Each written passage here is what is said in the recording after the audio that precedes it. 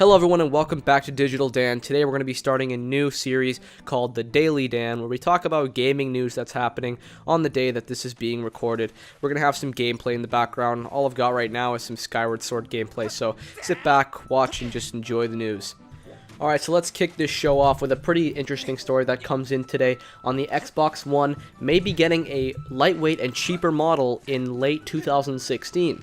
Now, this article comes from GameSpot, where a inside Microsoft blogger by the name of Brad Sams reported on it. He said that he has heard internal sources that the company is considering plans for a lightweight Xbox One that may only be for Windows Store games and would compete on the same level as the Apple TV.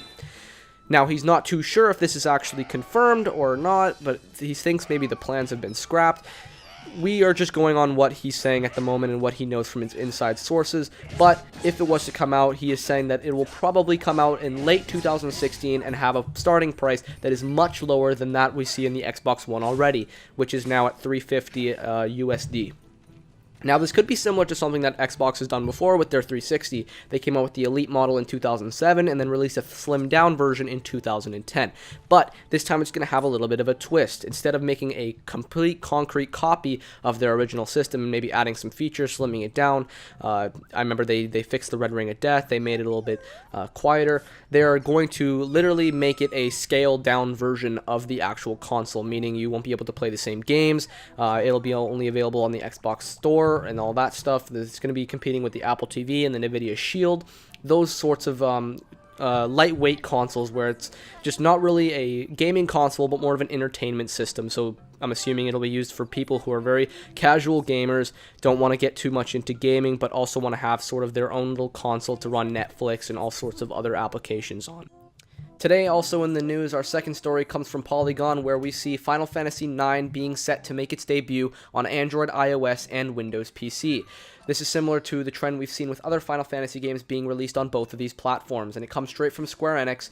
No release date has been confirmed for any of the ports yet, but the publisher did share a trailer for the upcoming re-release. Now, if you want to check this out, I will leave a link in the description that links to the trailer. Now, one thing that was also noticed in the trailers that a lot of Final Fantasy fans, including myself, can really appreciate is that the re-releases will look very similar to that of the PlayStation 1. There isn't really many textures changed, and it is going to play very similar, and so that is something that can't be said about the other Final Fantasy re-releases on both of those platforms. So definitely something to look forward to. Although we have no release date, it is definitely on my watch list for things to play this year. Now, our third and final story for today shows that Descent Games was pulled from GOG.com. The original Descent and Descent 2, as well as Descent 3 with its mercenary expansion, have all been pulled for sale from GOG.com in a dispute over royalty payments. Now, there is a letter that comes straight from Parallax Software, which I will link in the description below if you want to check the full thing out. But in summary, it says that Parallax was not paid any royalties from Interplay since 2007, leading them to terminate the agreement officially and take back the rights of all three games and also pull them from GOG.com. Now, this also means that eventually it probably will be pulled down from Steam if the matter doesn't get resolved soon enough, so we'll probably see them taken down now. So if you really are looking to buy these games, definitely buy them pretty soon. Otherwise, they will be taken down, and who knows if we'll see them again on both of these platforms. Thank you, everyone, for watching our first episode of the Daily Dan. Just to leave you with something to sign myself off with, a very good read comes from Venture Beat, how Satoru Iwata's dedication brought Pokemon to the West. Now, obviously, Pokemon's a very beloved franchise by everyone across the world, so just a good read to find out how exactly Pokemon found its way to the West by the hands of the great Satoru Iwata. So anyways, I hope you guys have a great day. Please remember to leave a like if you liked the video, and also equally a dislike if you didn't like it.